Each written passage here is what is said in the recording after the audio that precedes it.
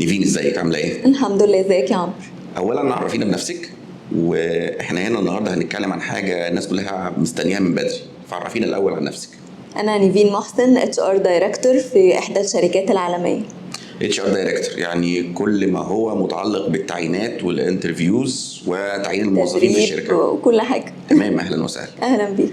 طيب النهارده هنتكلم عن حاجه الناس كلها عايزه تعرفها، اللي خصوصا حديث التخرج او الناس اللي هم جوه الشركات، بيتكلم عن اسرار في الاتش ار. اوكي. يعني كل الاسئله هتبقى مش في المنطق او الحاجات اللي الناس عارفاها، انما هنتكلم في الحاجات اللي الناس اللي عايزه تعرفها، ما وراء الكواليس. ما وراء كواليس الاتش ار. تمام، جاهزه؟ يلا بينا. الشخصيات توكسيك اللي هي الشخصيات السامه اللي بتاخد المؤسسه لتحت بيبقوا موجودين في كل شركه.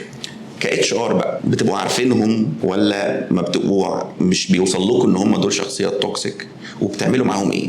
اوكي، لا بنبقى عارفينهم، وفي مرحله معينه بعد ما بنعرفهم بيبقى ليهم كده اكشن بلان هشرحها لك سريعا. طيب تعالى نقسمهم كده باسامي تبقى دارجه وسط الناس. في اول حاجه الشخص اللي هو الشكاي البكاي، اللي هو على طول بيشتكي من كل حاجه، مفيش حاجه عجباه. الشركه عملت ما عملتش، هو دايما عنده شايف ان في حاجه ناقصه، بيبقى بيشكي عن نفسه وبيوصل الحاله دي لكل الناس، فهو بيخلق اصلا بيئه كئيبه كده في الشركه.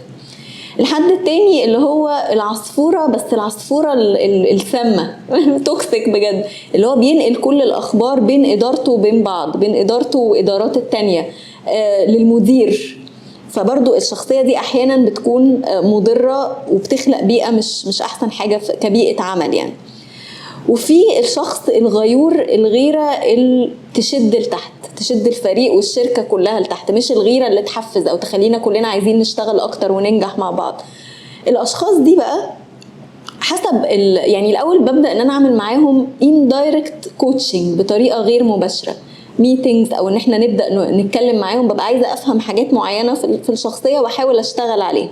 في ناس بتتحسن أو بتستجيب وبتعرف إن ده عيب فيهم وتقدر تحسنه، وللأسف بيبقى يعني أو في الغالب دول اللي سنهم صغير. يعني أعرف كده إن كل ما السن كبر والشخصية أو والرول كبر بيبقى صعب إنك تغيره.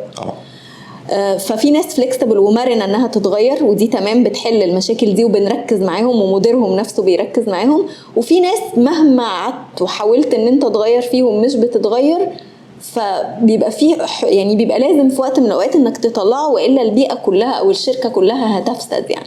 طيب تعالى نلخص بقى انواع الشخصيات التوكسيك في بيئة العمل. اول واحد المتشائم الشكاي البكاي. تاني واحد صاحب نظرية المؤامرة، أنا الناس كلها ضدي وأنا اللي على طول مضطهد ومظلوم. تالت واحد العصفورة، وقلنا العصفورة اللي هي السامة اللي بتنقل دايما الأخبار الوحشة أو قصدا إن هي تبقى تثير المشاكل. رابع واحد الشخصية اللي عنده فقدان ثقة، أو عنده أنا على طول في حاجة وحشة هتحصل، أو أنا على طول الناس دي عايزة توقعني، نظرية المؤامرة نظرية المؤامرة على طول. وآخر شخصية هي الشخصية الغيورة أو الغيور بحقد.